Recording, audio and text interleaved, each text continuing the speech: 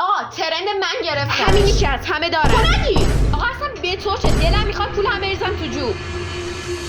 بس دیگه.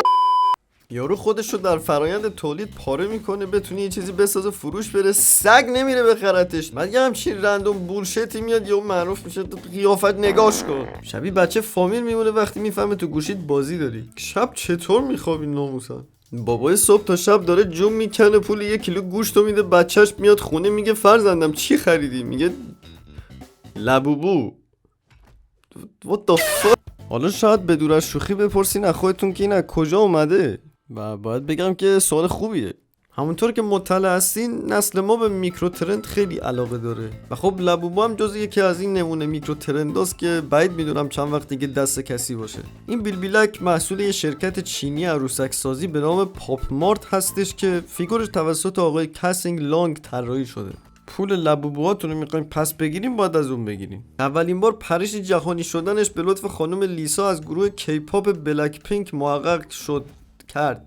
نمیدونم همون که با ترند شدنش به یه عقده فکری و یه نوع ابسشن تبدیل شد. اصلا من راضیم.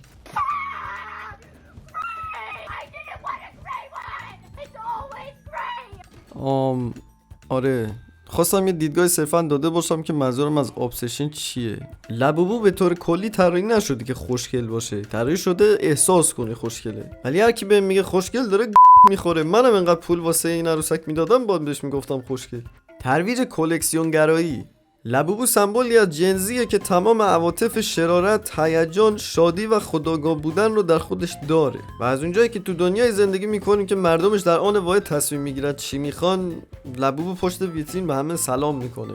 ولی خب این لبوبو نیست، چیزه اینه.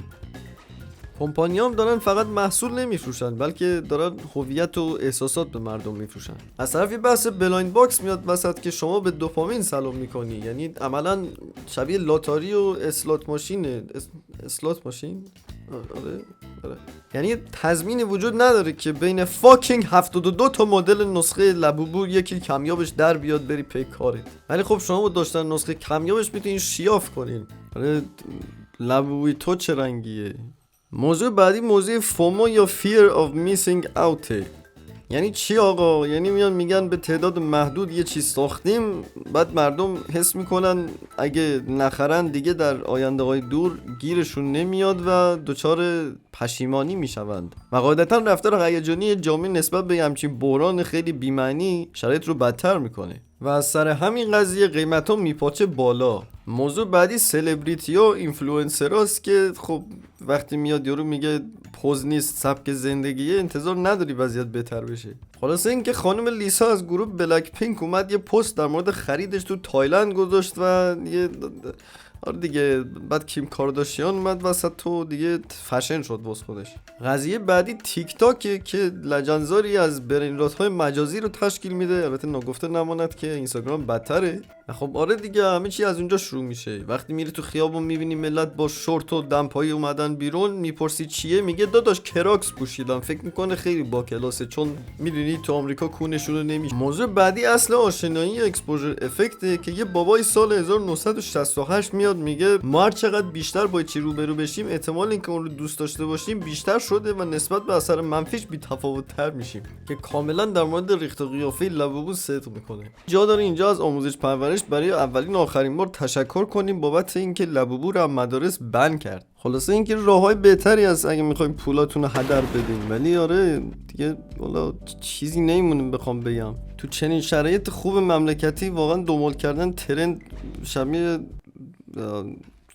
واقعا نمیشه چیونه.